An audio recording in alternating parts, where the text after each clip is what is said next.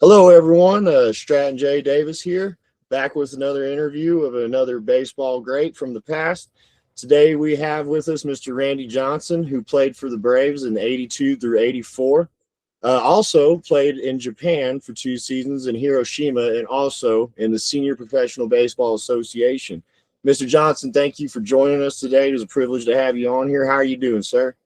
I'm doing great, Stratty. How are you? Doing very fine. I guess first we'll just start off by talking about, growing up and getting into the game of baseball. As I understand, you were the youngest of four siblings, right? Correct. Yes. Youngest, oldest sister, and then two older brothers. And All, your oldest sister, all she's athletes. she's a pro bowler, right? She was. Yeah. Then she got pregnant with her first child and shut it down, which kind of disappointed all of us. But she was outstanding. She could have been something, I believe, if she'd have kept at it. Hey, well, I mean, that's pretty cool. I think bowling's a fun thing to go out and do. I couldn't imagine doing it professionally. But I know you talk a lot about your dad, Norm. He was an electrician and he worked pretty hard all the time, but he still made time for you guys and showed you the game of baseball. What was that like? Well, having two older brothers, I was always the tag along, and my dad worked with every one of us tirelessly. I mean, you don't really think about it until you're older and they're gone. That the commitment he made, the sacrifices he made to work, whatever job he had to. There were years he had to travel, like 7 8 hours away, and he'd come home on the weekends, and he was always there for us. He was our coach for my next oldest brother. At every level he was at, he was a coach for me at every level, going through the little league ranks, and uh, he was the main reason I was the athlete I was, and was able to do the things I did, because he was always there to encourage us and always there to lend a helping hand. And I probably learned more from him than anybody in my life. It's hard to fathom that, but he never played above high school baseball. He played a little bit in the service, but he was very sharp, and taught me a lot of things that I pass on to other people even now. And I know he was a Giants fan, correct? And because of that, you were a Giants fan, even though you grew up near the Padres and going to their minor league games. We went to a few minor league games. I think he liked the Giants mainly because he liked Willie Mays and Cepeda and all those greats from that era. I'm not 100% sure why, but I do remember going in to Palm Springs one year when they were in town playing the Angels for a spring training game, and getting a picture taken with Willie Mays. Oh, Uh, wow. yeah, way back when. So he he wasn't a fanatic, but I mean, we really didn't have baseball on TV back then. But he'd listen once in a while on the radio to the Giants games, and I did go to a few games when the Padres were at AAA at Westgate Park down in San Diego. And you grew up in Escondido. Is that how you say it? Escondido, yes, correct. 30 miles Escondido. north of San Diego. Yeah. So is that like a military town? Is there a lot of military people out there, or what is it like out there? I've never heard of that place. No, it's just a suburb of San Diego. It's close to Camp Pendleton. We're probably 10, 12 miles from Camp Pendleton. Not a ton of military people lived here growing up. I'm sure there were a handful. I don't remember anybody in my grammar school and high school days that were military people, but the Oceanside, which is closer to, is basically where Pendleton is. They had the brunt of all the military kids, and Fallbrook, which is another town that's closer to Pendleton. But it's just a suburb, and it was I think back in the day, it was more grapes and oranges, and that's kind of how it started. It's become 250,000 people now. Wow. I couldn't imagine living in a place like that. But since you live in a place that big and near San Diego, growing up playing sports, did you play with and against other guys who went pro? I understand you also were pretty good at football. Did you play with any dudes that went pro maybe there either too? Not a whole lot No, I mean, I played against guys, but I didn't play with many guys that were lucky enough to make it like I did. But I did play against quite a few guys in high school and junior college and at San Jose State. I played with some NFL guys at San Jose State, Steve DeBerg, Oh wow. Ed Luther, Gerald Small, Wilson Falmina. Those guys all went on and played in the NFL. I didn't realize you played with Steve DeBerg. I knew you had played at Palomar prior to that, and that's where Tom Dempsey kicked. But that's Correct. cool, man. And so I know, like, it was funny to me because you were kind of like, I know they call you Rags because you ragged on yourself a lot, and I found it funny you were ragging on yourself as a football player, but dude, I played football, and I know I would try to kick the ball. That's a tough thing to do. So for you to make it all the way to college, especially at San Jose State, you went all state there, correct? No, I made All-State in junior college at Palomar, and Okay. had 2 really good years there, and went to San Jose. And the first year, the guy the kicker that was there the prior year and was still there had led the league in scoring led the league in scoring the year before, and was very accurate. So he would kick all the short field goals, and I would try anything over 50 yards. And Oh wow. I think I don't even know if I made a field goal that year. It was mainly kickoff and long field goal drives. And then the next year, I just never got it together and had a mediocre year, and actually made second team all league only because I could kick the ball in the end zone. I had a strong leg. So do you remember like the longest field goal you ever made? In a game was 53 yards. In a practice, it was 72 yards. Damn, dude. Oh, damn. I could not imagine doing that. I mean, I'm a Cowboys fan, so we got Brandon Aubrey. He's making them 70 yards now, but These wow. kickers are absolutely amazing nowadays. They are. They are, It's scary how good they are. If they miss, it's anomaly. It's just crazy. I don't understand the people that shit on them because that's talent, that's discipline, and that's really, a lot of mental there because you got everyone screaming in your ears and the defense in front of you. But we'll move on from that. So you got drafted out of San Jose by the Mets, and you weren't there for what, maybe 1 or 2 seasons before you got traded to the Braves. But before we talk about the amazing minor league you played in Double-A and Triple-A with the Braves, was there anything significant about your time with the Mets? I made a lot of friends. I really, things were going pretty good my first spring training, and I was actually going to break camp with Double-A my first full season, which I ended up playing there, but I was going to break camp and be the starting third baseman. And I ended up 1 or 2 games before we were done with spring, I ran into a guy on a pop fly and tore ligaments in my knee. So I went to New York and had a exploratory surgery, rehab, came back, and they had pushed somebody else into third base. And Hubie Brooks was playing shortstop at the time. So I kind of went from ticketed to be a starter to a utility guy, and that's what I was the next 2 years with the Mets. And the Double-A trade, I thought I was getting released, and like I wasn't playing much. And it was just a need deal for both the Braves and the Mets. The Braves needed a third baseman in Double-A, and the Mets wanted an outfielder in Jackson, where I was at. So I don't think anybody thought either of us would make the big leagues, and I never thought I would. But I was lucky enough to have a pretty good year the following year in Triple-A when a starter got hurt in front of me. Again, I thought I was getting ready to go home when our third baseman got hurt, and I was shoved into duty and ended up having a really good year, probably the best year of my career. Well, before we get into that, real quick, who scouted you? Like, how did you even end up in the Mets radar? Well, Mets was just the college scout up, or the amateur scout up in Northern California. My teammate was drafted, the pick ahead of me, Rick Lane, was drafted in the 10th round. My San Jose State teammate, he was a catcher. In fact, he was just here on a trip on his way to Mexico.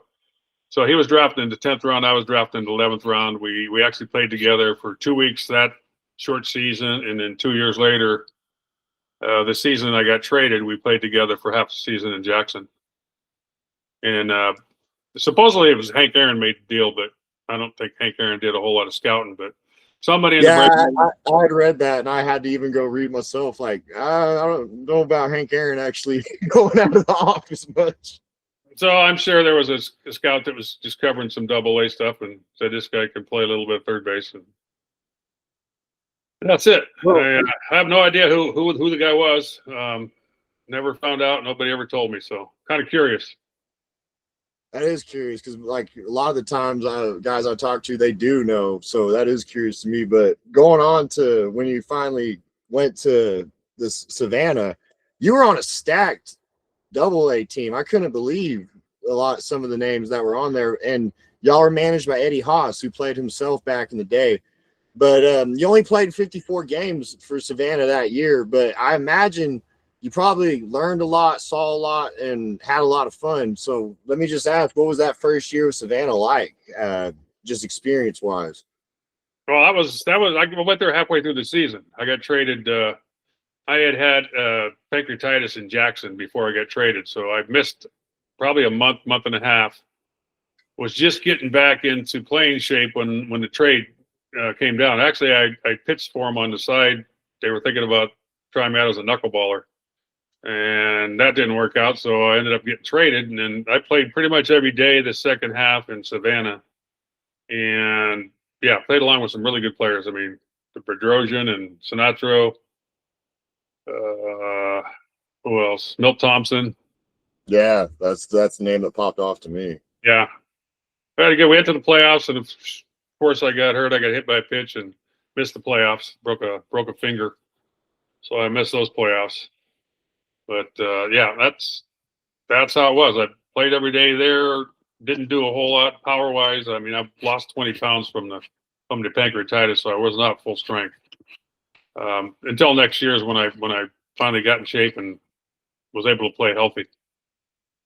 I imagine when you struggle with those kind of like health problems, and you're on top of that having to still work and get in shape, that probably killer on you, mental and physically. You know, it's hard to get in shape when it's 95 degrees and 100% humidity too, like it was in Jackson and Savannah. So two of the hottest places on earth, I think. Yeah, I mean, you've been in Richmond. It wasn't too far off from there down in Virginia. Yeah. But your manager from Double-A moved with you to Triple-A, Eddie Haas. I got to ask, what was he like? What was playing for him like? He no nonsense. He was a hard ass.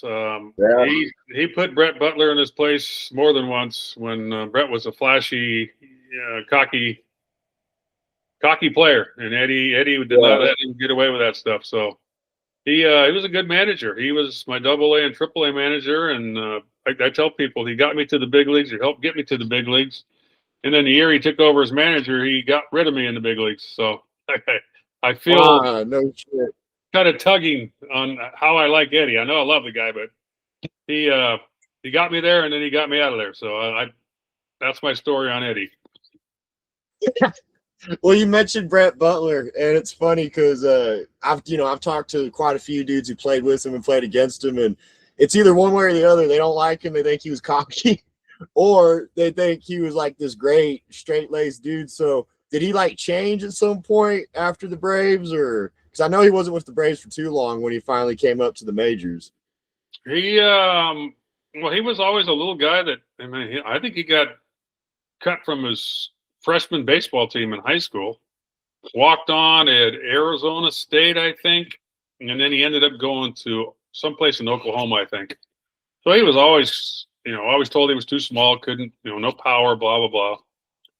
He wasn't wild or anything like that. He became a Christian when he met his wife.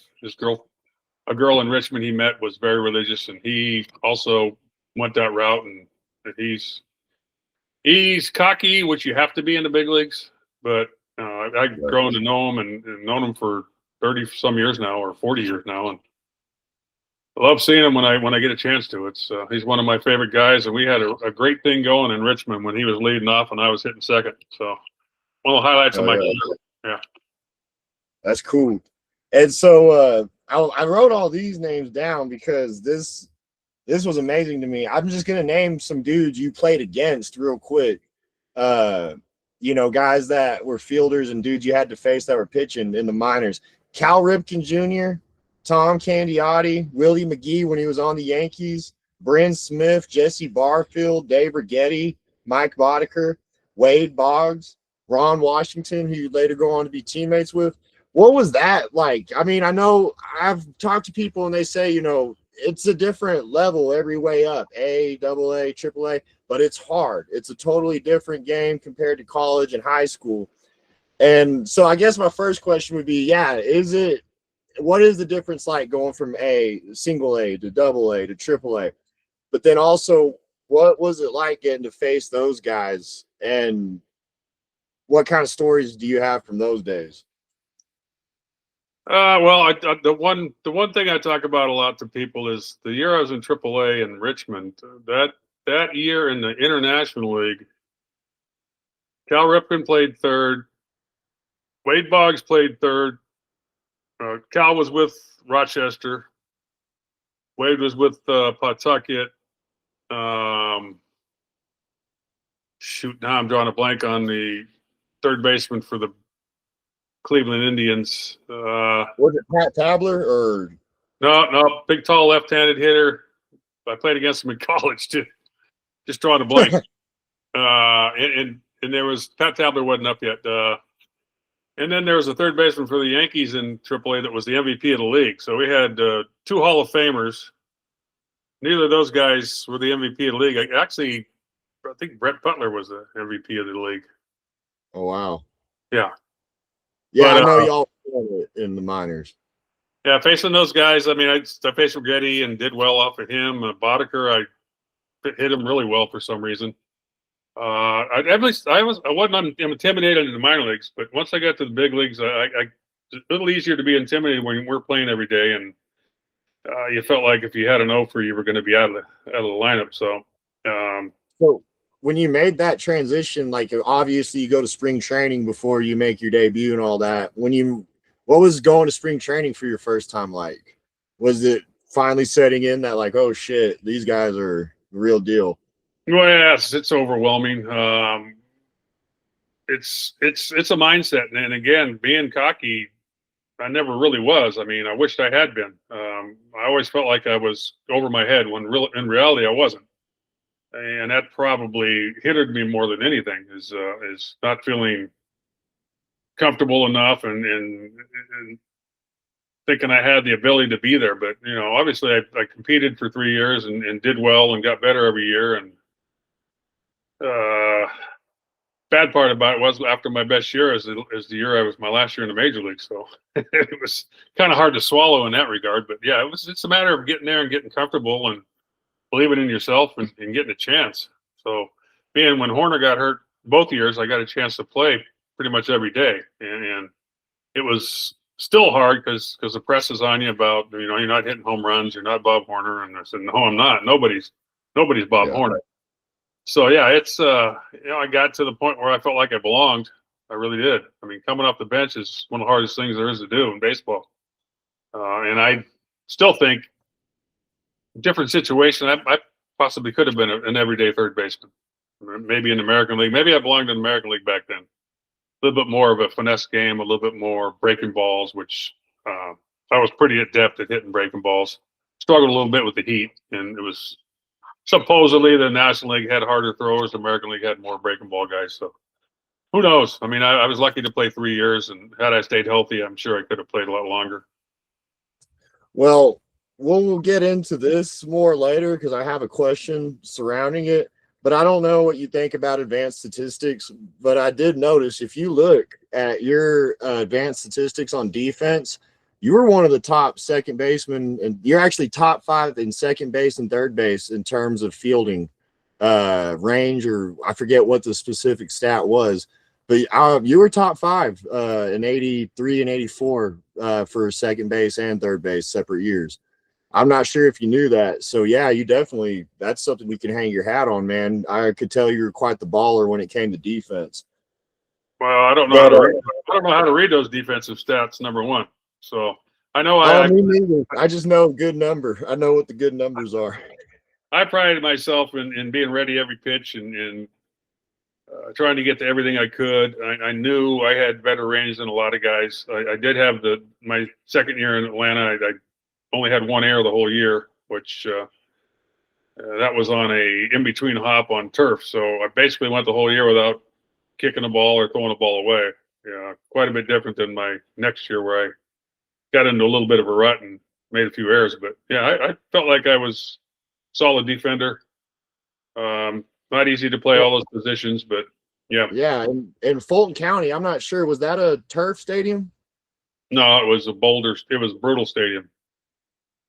So I tell people that play in the minor leagues, I go, you guys have no idea what you're doing, what you're playing on here. These minor league fields are better than any major league field of my era as far as yeah, conditions and how good the hops are, and it's crazy. it's ridiculous watching some highlights in the 80s and seeing the plays the defenders had to make. Yeah. So you get called up finally in 82, and I know you make a joke about how the team started off 13-0 and you didn't get to play in any of those games. But first off, what was it like, getting to finally get called up? I want to ask too, what was it like having Joe Torre as your manager? And then what was I know you only got one at bat in your debut, and it was against the Pirates, but what was that feeling like, the debut?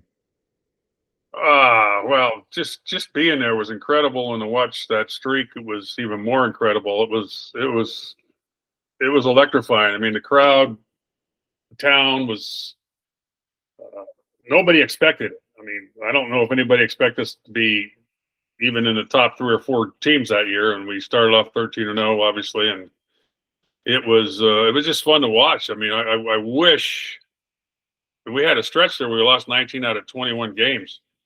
And went from like 10 games up to 2 games down. So it was kind of a weird season. Had we not started out 13-0, we wouldn't have won the division. But it's a full season.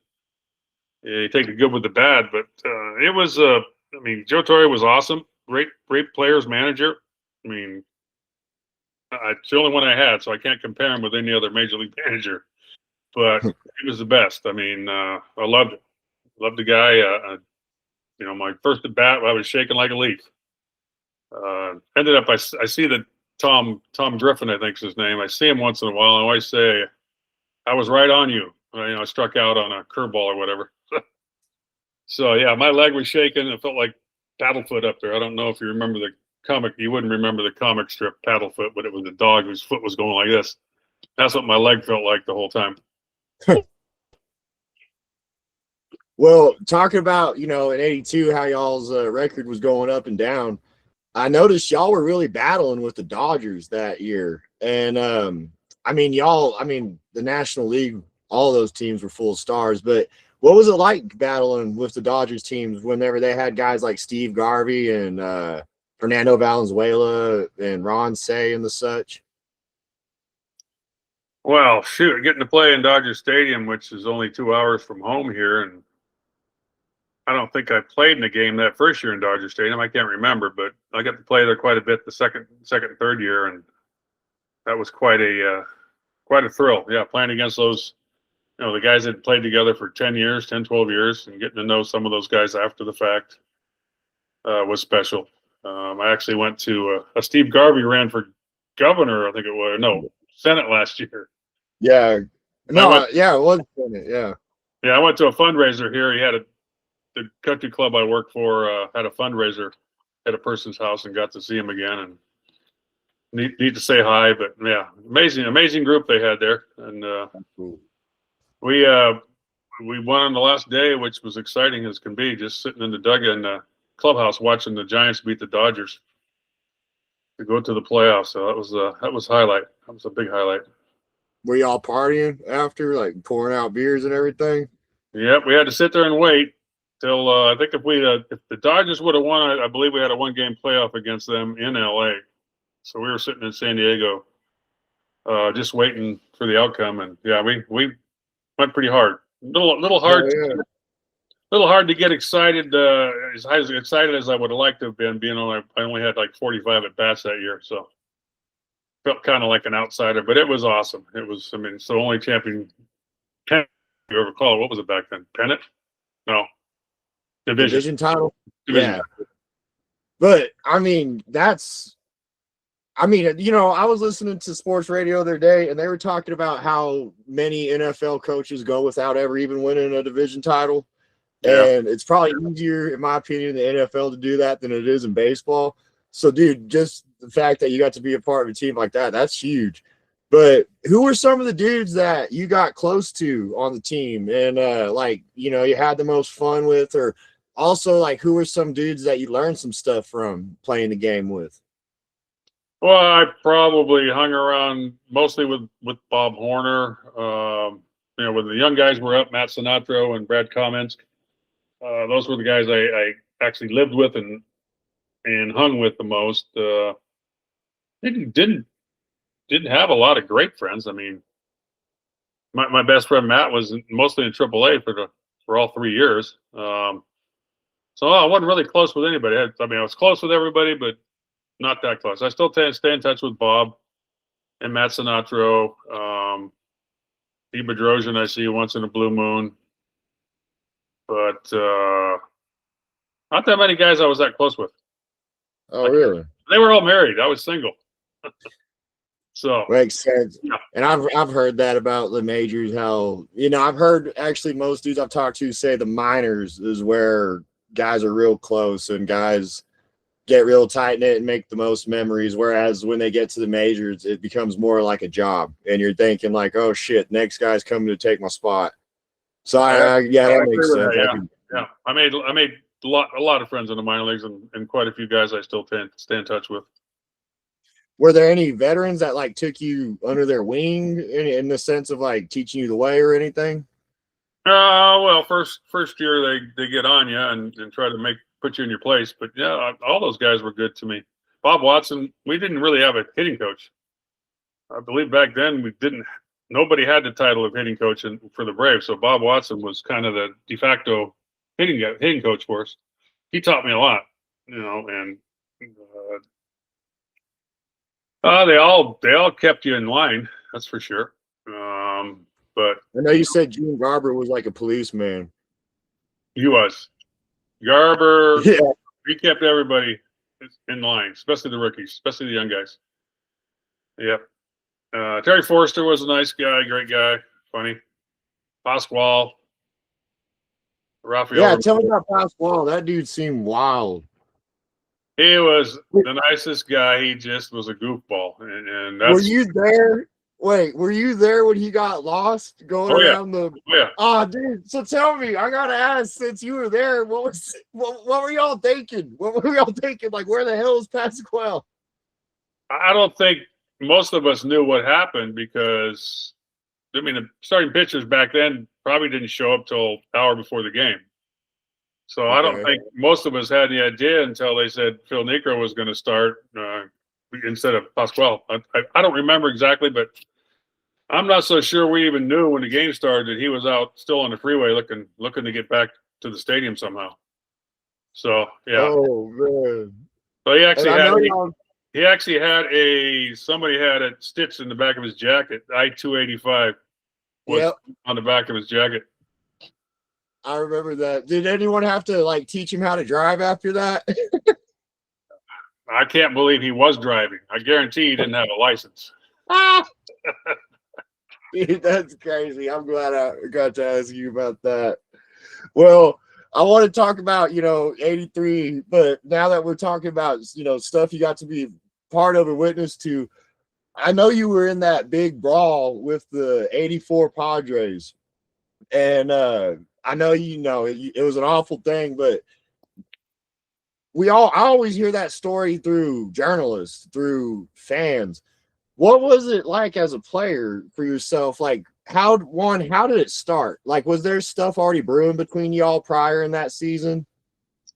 Nothing with the clubs. Evidently Alan Wiggins and Pascual had something from winter ball. That's one of the stories I heard. Nothing happened in a prior game that any of us can remember. Just first pitch of the game, Wiggins gets hit in the butt. and all of a sudden, game on. We had no idea. I mean, I didn't play the whole game, so it's kind of different than being out in the field and having to run to the scrum. I was just jogging out and trying not to get crushed by somebody, but it was absolutely frightening. Every fight was just an all-out brawl, and surprisingly that nobody really got hurt. And the Padres were going to playoffs. It was the stupidest thing they could ever done. They're getting ready to go into the playoffs, and they're out in the field for 7 brawls. So, and in the end, we're just all going, what are we doing? They ended up sending all of us up into the clubhouse that weren't in the game. So only ones that were on the field were the 18 players in the lineup. The rest of us were in the clubhouse, supposedly. So well, what did you think when Bob Horner came down from the booth? Oh yeah, I because he was injured. I had no idea he was doing that. That was that was crazy. But yeah, heaven forbid if he'd had to swing a punch with that cast on, who knows what would have happened to his wrist. So it was crazy, and every year they bring that up, and I watched myself in the scrum just standing there, trying not to get, sucker punched or get hurt. Was there any dude on the Padres that you were like, oh shit, I'm definitely want to avoid that guy? Well, there was a couple of people with crazy in their eyes. Guys, who was punching the most? Kurt Bavacqua went kind of crazy. He was running around. He was running around throwing haymakers and missing everybody. I always give him shit about that. When Eddie Whitson, I know, went after Norm Sherry. Or no, yeah. Norm Sherry had to hold Eddie Whitson back. Sorry. Yeah. I think Eddie Whitson had about a case of beer in him because he was thrown out early. Shit. When they show him with his shirt off in the dugout, that was he was wild out. Probably had a couple of greenies in him too. Oh man. So you go on to 83 and y'all had a lot of hope that year because of how y'all finished in 82. But 83, y'all ended up finished second to the Dodgers. And like you said, you played a little more that year. Did you start to feel, I know you said like you always struggled with like the feeling like you belong there thing or whatever, but did you feel more confident going into 83 or did anything feel more comfortable or, what was 83 like compared to 82? Well, I got a chance to play mainly because Bob got hurt, but having me fill in, who's maybe a 8 to 10 home run guy, and Bob Horner's a 30 to 40 home run guy, and one of the best hitters in the game. It was pretty big shoes to fill, and Jerry Royster and myself were kind of sharing those duties, and it was almost like whoever was hot was going to play, or we never knew when we were going to play, which I don't know. I thought it was hard, but I accepted it because I'm just a utility guy hoping to get some ABs. But yeah, I didn't do a whole lot with the bat that year. Well, I think I hit 250, 245, 250. One home run, which that's not going to get it. So yeah, I played a little second that year. I think when Hubbard got hurt. I only remember if I played second. I played second in 82 a little bit. Maybe a little bit in 84 or 83. None in 84. So yeah, it's tough trying to fill in for Bob Horner when I was not that kind of player. And I'm a more defensive guy, spray the ball around. And we missed him. Shit, you can't take a bat like that out of the lineup and not miss him. So had he been in the lineup the whole year, who knows? Who knows where we'd have been? Well, in the midst of 83, going on to 84, you said that was your best year. What made it click in 84 for you that you had your best year? Probably just getting more playing time and knowing pretty much I was going to be in there the next day, even if I had a bad day, went 0 for 4. Getting more comfortable with the level I was at and seeing pitchers more than once. Yeah, I felt like I I was over 300 with less than a month left in the season, and I had a pretty bad September. So ended up at 279, which wasn't terrible, wasn't great. I mean, great. It's a great average right now, 279. But yeah, I felt like I built on all 3 years. I built on the season before and got better, and was looking forward to the following year, and just some health things that weren't taken care of kind of messed those things up for the following year. So yeah, I think had I not gotten hurt, I mean, I had a torn labrum in my shoulder for 3/4 of the season that I played with that season. Yeah, I had you bone got to on, pull with that stuff. Yeah. I had bone on bone in my left ankle pretty much the whole season. That and I got up in the morning, I couldn't walk. So I played on both of those injuries pretty much the whole year. And then the Braves doctors didn't know what to do. They butchered my shoulder up and didn't do anything with my ankle. And following year, I had to have my ankle operated on, and 2 years later, I had to have my left shoulder cut on again. So, do you ever remember like making a play in a game, or maybe running out a hit or anything where you felt it, like you really were like, oh shit, something's wrong? No, I know when I did it. I slid headfirst into third base in San Francisco, and the next day I couldn't lift my hand over my head, and I never said anything to the trainers and sucked it up basically the rest of the year. And Damn. Played probably at maybe 80% with that. And the ankle once it loosened up wasn't a big deal, but it obviously would have been nice not to have my left Achilles tendon twice the size as my right one. God dang, dude. It was ugly.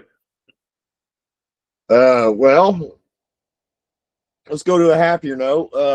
What would you say then was your best game in the majors in that time you played in? Like, whether it could be you made an amazing play, or you just hit real well, or you hit off someone significant. Well, I had a game where I think I hit 2 doubles off Steve Carlton. Oh, dude, I was going to ask you about that.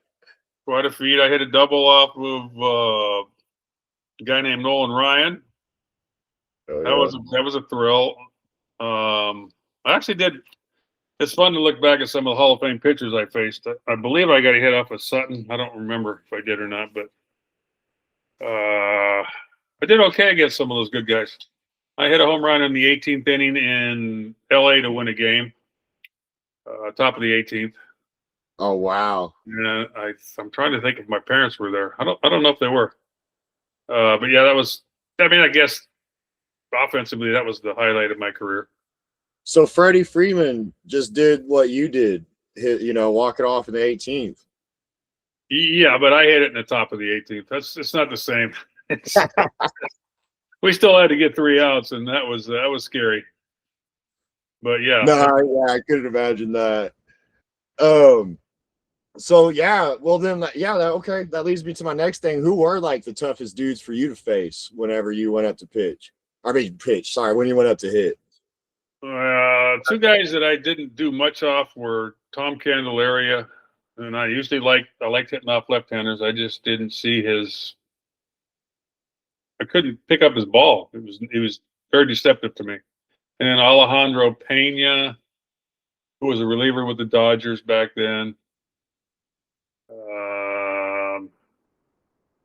Nobody else that I was really intimidated by, or Hershiser was nasty. Was there any pitcher that you loved to see? Well, I hit really well off of Mark Davis, who ended up winning the Cy Young Award. Yeah, with San Diego. Yeah. Every time I see him over the years, I haven't seen him in a long time. I think I hit 600 off of him. And, whoa. Yeah. So everything he threw up there, I hit. But then, what was your favorite place to go visit? Whenever, I mean, I'm guessing San Diego or LA because it was close to home. But was going to Philly. Well, what was going to Philly like, man? Because I know the Braves and Phillies kind of had a bit of a rivalry. So were the Phillies fans pretty They were awful? brutal. Yeah, they weren't nice to you. But yeah, I enjoyed going to Philly. I enjoyed going everywhere. L.A., San Diego, San Francisco was not very fun because of the weather. It was so nasty. Keeping the candlestick. Houston was crazy playing indoors. Wrigley was tough because they're all day games. And Yeah, it's when you hot. when you're single and it's a lot going on at night, it's hard to get up at 8 and go to the ballpark when you're used to getting up at noon. So Yeah, I know they party hard in Wrigleyville. I thought that was stupid of them to put lights in because they had a big home field advantage by playing all day games. Visiting teams, Yeah. players used to come in and have fun, and hello, we got a 8 o'clock wake up. That's Well, tough. I mean, to be fair though, they started having night games and they finally won a World Series. So Yeah, that's true. there's something to it. Well, I mean, when you got out of the majors, you went to, well, actually, before I go here, man, there is one dude I got to ask you about because he was a pitching coach with Atlanta when you were there. Bob Gibson. What was it like to be around him? He tried to come across as being a mean SOB, but he was a softie. He was a nice man. Like you throw batting practice, if you hit a ball good off you, the next one he'd run it in on your hands just to keep you honest. Hell yeah. He'd make fun of me because he was a better hitter than me. So he was.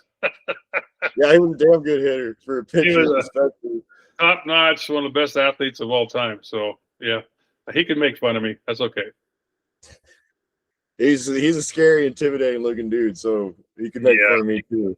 Very, very But, nice, very bright man too, very smart. when you left the majors, you went and played in Japan for 2 seasons, and I think you're the first guy that I've talked to play in Japan. So I was kind of excited to talk about this because most dudes that go to the from MLB to Japan, I've noticed they don't last long there because it's a hard culture to involve yourself with, and also the way they treat foreigners in that league. So what made you stay for 2 seasons? Like, is it just playing baseball, or was there something you liked about Japan? Well, me and my teammate both got 2-year contracts, so basically we were Oh well. obligated. They were obligated to play. I mean, the money was better than what we'd have gotten in the minor leagues over here, so Yeah. that was a big part of it. Had I had a good chance to play in the big leagues, I would have never left. But there was no guarantee in 87 that anybody was even going to invite me to spring training. So it was a no brainer when I got the offer, and it was a culture shock. People over there are very, very nice. It was a great experience. It was a different game, obviously. They made it harder on the Americans because they felt the Americans were more talented. So the strike zone might have been a little bit bigger if you're a hitter, a little smaller if you're a pitcher. But it was, I battled injuries again both years. So it's kind of a broken record there with my body breaking down on me. But it's a lot harder than it is now. I'll tell you that, because you couldn't afford to call your parents, let alone have FaceTime like these guys Yeah, have now. you didn't have internet like to even know what's going on back home. there. It's a whole different story.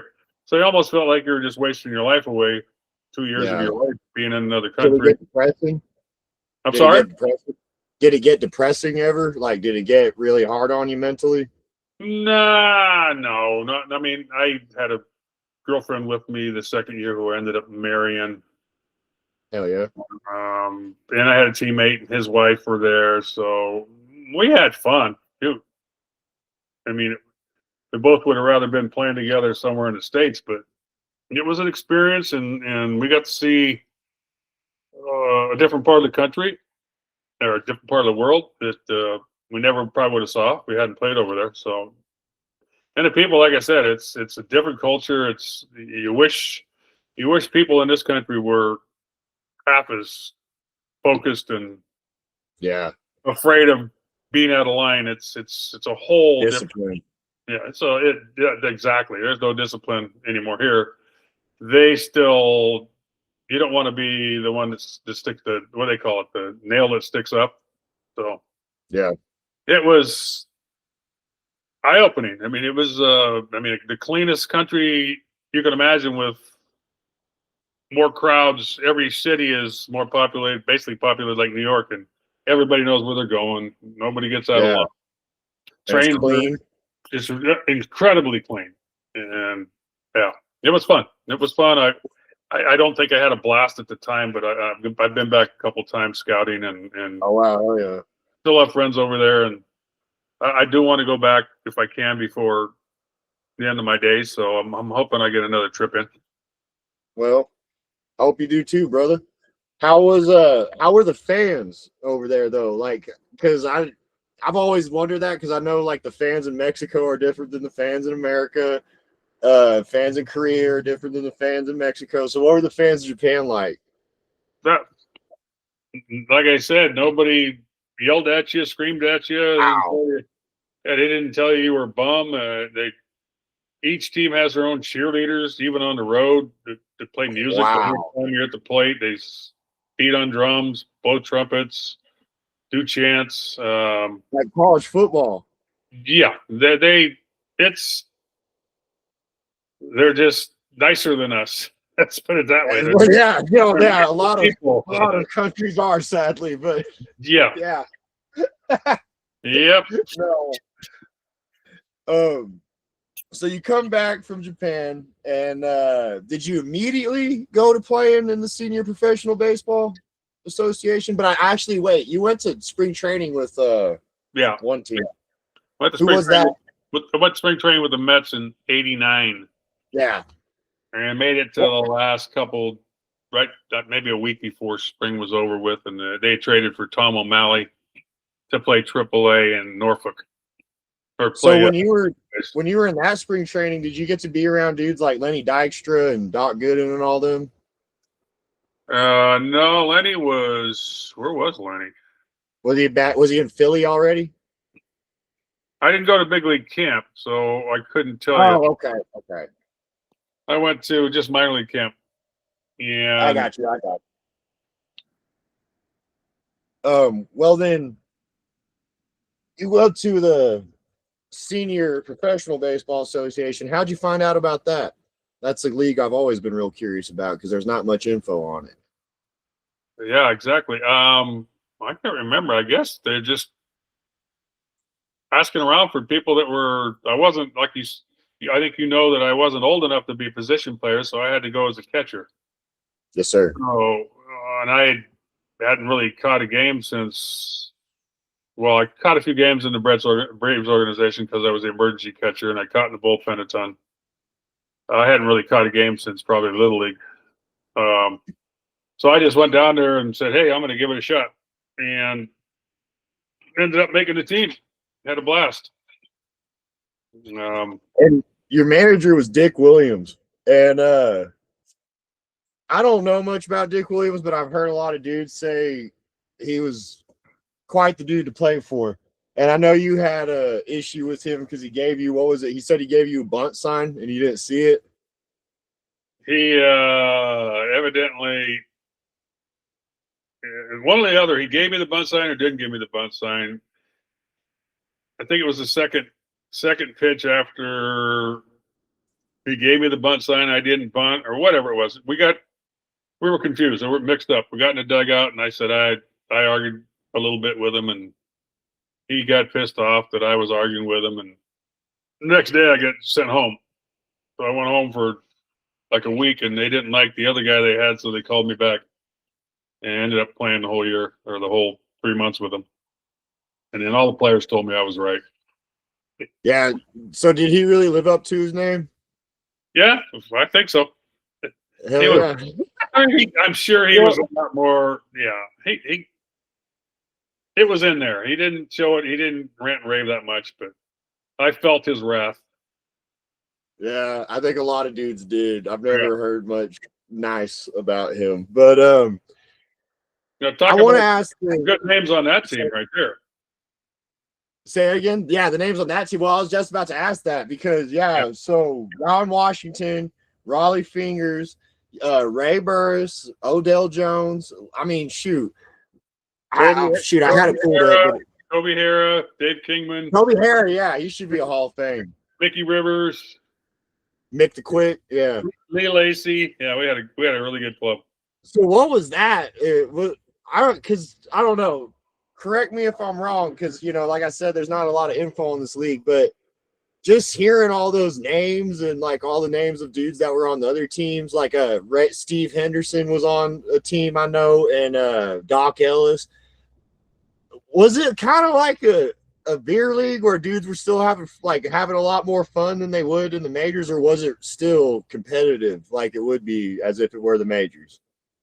It was competitive. I thought they made a mistake of trying to play every day like a major and minor league. I thought they should have played maybe 3-4 days a week. Yeah, I remember it was a grind. It was a grind. I mean, you're talking guys that were 35 plus. Yeah, a lot of aches and pains. Obviously, a lot of guys playing hurt. I mean, didn't have big rosters, so. I thought it was a great concept, and I think had they done it a little differently, it would have lasted. Had they done it to where it was more 3 or 4 games a week for 3 months, I think the fans would have loved it and kept watching. And I think it'd be fun to do now. It'd be like dudes like Julio Franco. Julio Franco was playing until I was 7 years old, and then he was playing in the Mexican League until I was 17 years old. I gotta imagine that dude could go out and still get a hit. And, you got dudes like Zach Greinke, Joey Votto, who are out of the game now. But I mean, I love the concept of it because I wasn't born in time to see dudes like Nolan Ryan pitch or Ricky Henderson play or guys like that. So it'd be awesome to get a second chance to see them play, even if it wasn't at the major league level. I don't know. When I read that you were in that, I thought that was so cool, and I was really excited to talk to you about it. But like you said, you were a catcher in the league because you weren't old enough. And what was that like? I know you said you kind of had some experience at catcher, and that reminded me of another question I want to ask, so I'm pinning that for later. But what was catching those dudes like Raleigh Fingers, Ray Burris, Odell Jones, and whoever else? I can't remember all the other pitchers on that team. It was a blast. I mean, I wasn't very good at blocking balls, but these guys didn't throw many balls in the dirt, so I didn't have to worry about it that much. I really enjoyed the game calling. I mean, trying to think along with them and trying to figure out how to get hitters out. It was fun. My dad wanted me to tell both of my Braves and Mets that I wanted to catch, and I said, I don't think you tell them what you want to do, Dad. I think you play where they want. Which he was right again. I mean, I probably should have said something because I wasn't a runner, and I had a good arm, and I had a quick release. And I was wondering that, man, because on the Braves you had a Biff Pocoroba. And I mean, this would have been something I should have done in A ball or double. I just asked them if I could try catching, or if they were smart enough, they probably would have put me back there. Yeah, I mean, to be honest with you, dude, I was pretty shocked to see the Braves were as good as they were when you played with them because, I mean, I never really thought much of the organization until guys like Maddox, Glavine, Smoltz showed up, and then before that, to me, they were only relevant with Hank Aaron. So I was really surprised to find out they were that good when you were there. But well, wrapping up your baseball career, you still got to work in professional baseball as a scout. Now, you started off with the Padres when Randy Smith approached you. What was that job like? First off, I know you worked for the Padres, Rockies, Tigers, and did you work for the A's? 7 years. Okay, so let me just talk to me about scouting in general. What's that job like, and how did you enjoy it? Who were some of the guys that you scouted and signed that went on to make it? I was done playing. I think I went to the winter meetings and ran into Randy Smith on the plane, and he asked me if I was interested in scouting. And I said, well, I kind of like to stay on the field. I thought I wanted to be a coach at that time. And nothing came of that. He got a hold of me and said, I've got a job in Georgia if you're interested. So my wife at the time was actually from Atlanta. So I took the job, went back and played in the that's the year I played in the senior league. Started my scouting and went right from West Palm Beach to Atlanta to start my scouting career, and just learned trial and error. I mean, talking to the other scouts, guys that have been around a while, and tried to use my experience as a player and evaluator. I used to evaluate guys all the time. I mean, I think we all do as we're players. What's he do better than me? Why is this guy a better hitter than me? Blah, blah, blah. And I thought being a utility infielder and being a guy that had to kind of scratch and claw his way throughout his career, I thought that's the perfect guy to be a talent scout or an amateur scout or any kind of scout, evaluator of athletes and baseball players. So I thought I did all right for my amateur years. I just missed on Rondell White my first year. Wow. The Expos took him to pick before the Padres were going to take him, so I missed out on him. Took a couple high school kids that first year, none got out of A-ball, so that's kind of disheartening. I got a guy in the big leagues with the Rockies named Jason Bates, who I scouted at the University of Arizona, just a little gamer guy that played about 6 or 7 years with the Rockies. Kurt Suzuki's probably the biggest. I was about to say, that's the name I recognized the most was Kurt Suzuki. Yeah. And that was I wasn't even supposed to be the area scout. I wasn't even supposed to be an scout. So I came over. Tell that story, man. I got fired by the Tigers in 2002, I think it was. And Billy Bean had talked to Billy that year, and he was going to bring me over as a special assistant the following year. Right before the year started, they called me and said, we're going to make you the area scout in Southern California. So I'm kind of shaking my head going, what? That's like back to square one. So I ended up doing that. Actually enjoyed it. I was home pretty much every day with my new wife, my new bride, and worked out great. I got to do amateur stuff for a couple more years, and then I added some international stuff along with that. I got to see some more of the country or the world, and Korea, China, Taiwan, obviously back to Japan. So did a little bit of everything. Australia, did a lot of Australia scouting as well. Well, talking about going back to Kurt Suzuki, because he's in the news right now. He is now going to be the manager of the Angels. So let me see, because I wrote this down. To me, I actually watched him play a lot when I first started watching baseball, and he always seemed like the kind of smart and scrappy player that didn't get his due. And so I was wondering, what was it that you saw in him that made you think like that guy's got it? But also the second part to my question is, because now he is the new manager of the Angels, and I always wonder this with guys that go on and become managers. Did you see anything in him that said manager material even when he was that young? I obviously wasn't looking for your manager when I was scouting him. Yeah. He always was so cool under pressure. I mean, even in college, and he was the leader of that Fullerton team for 2 years, and just got better. The guy improved every year with the bat. I mean, he was a pretty good hitter in college, but he ended up becoming a pretty darn good major league hitter. When I don't think that I actually projected that when I initially scouted him, that he would be a 15-year major league catcher. But just think of all the things he learned over those 15 years, all the players he played with, all the managers he managed by, all the coaches. That's, if you're willing to listen, which he is, and that's why he could or should be a good good major league manager. I mean, and being back there behind home plate, it's a different world back there. I mean, you see everything. You're involved in almost everything as well. I mean, trying to get a hitter out, trying to work your pitcher, trying to throw guys out, trying to steal bases. So it's I mean, there's a reason that there's a lot of good major league managers that were ex catchers, and because they're involved in the game so much. Yeah, I mean, they got to sit there and do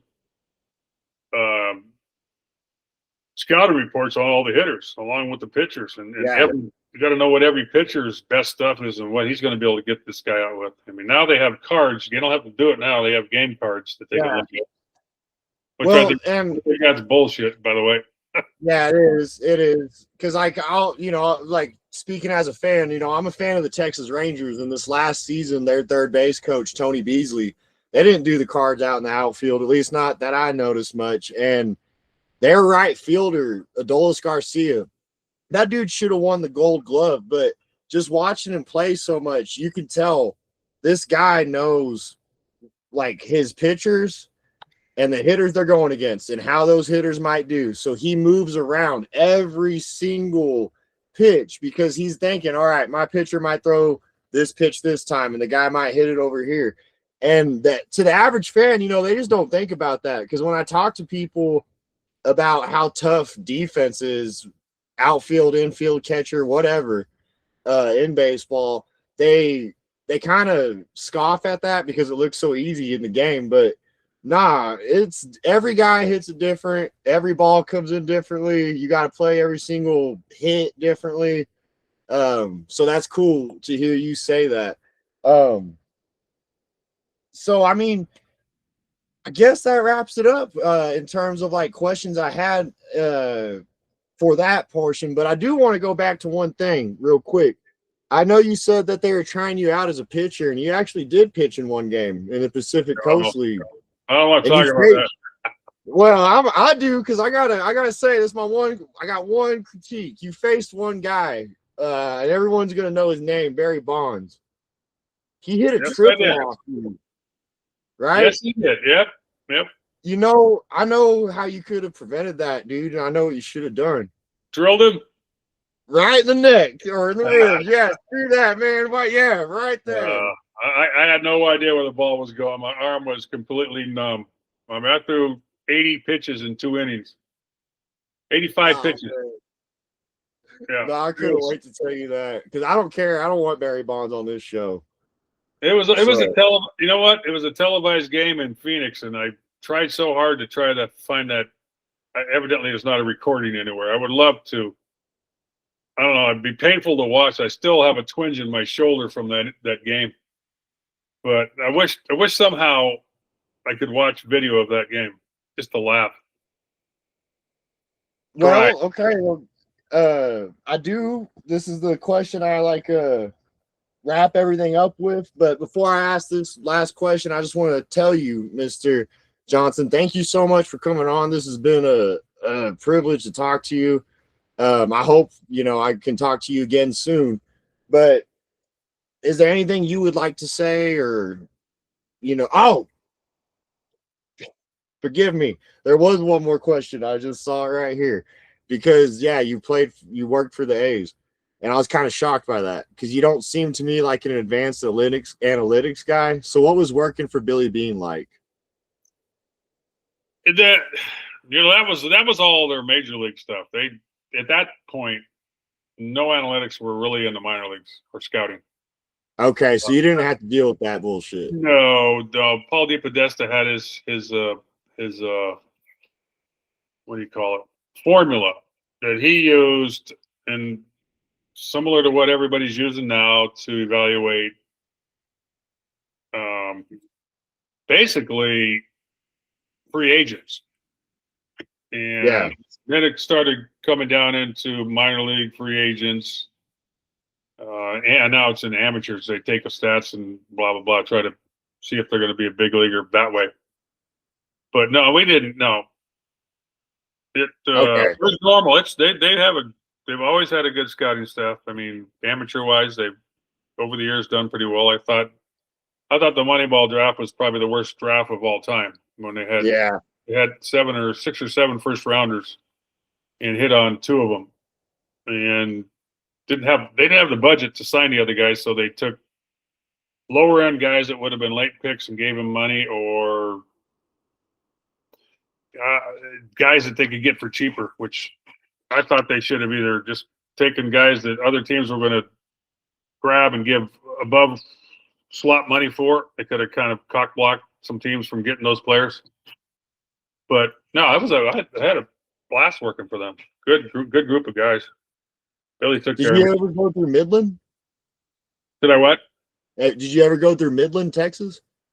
Oh yeah, I've been to Midland a few times. Yeah, I watched the Rockhounds growing up, so I had to ask. That's a hitter's ballpark right there, brother. Yeah. Guys, Ryan Healy used to kill it. Yeah. Well, okay. Going back to being professional. Thank you for coming on here. Is there anything you would like to say to the audience before I ask my final question? I'm honored to have played in the big leagues. I never thought I would. To be in the game my whole life, 42 years in professional baseball. I mean, that's kind of a dream come true. I never had to have a real job. So, I mean, the last 10 years was a struggle. And I kept thinking to myself, maybe the 9 to 5 or 8 to 4, not a bad thing. But I stuck it out and got my 42 years in, and that was enough. I'm enjoying retirement. Well, hell yeah, I'm happy for you, sir. Well, on to the last one. I know it's a dream that I think almost every kid has to make it to something big, and a lot of us dream to make it to the majors. And I just got to ask, what was the one moment you had, or the one person you met during your time in baseball, and that moment it made you feel like a little boy? Who was that, or what was that? Oh, probably Hank Aaron. I actually Really? he wasn't around a ton, but I actually got to sit next to him on a flight.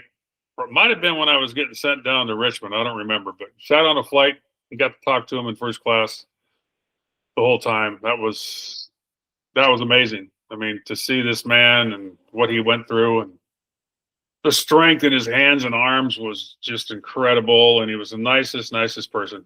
Do you remember anything y'all talked about? I do not. I don't have that kind of memory. No. Just to play with Dale Murphy. Dale Murphy's also Yeah.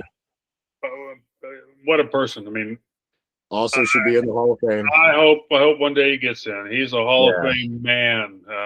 And there's a lot of people in the Hall of Fame that couldn't hold his jock as far as integrity and ambassador to the game and stuff that's supposed to matter. He was incredible man. Still love seeing him every time I see him. He makes me laugh. No, yeah, he's a great guy and great person for the game, great person for humanity, but you're also a great dude for the game, and you're a great guy for coming on my show. I Thank you so it. much, Mr. Johnson. I appreciate you having me on, Freddie. Of course.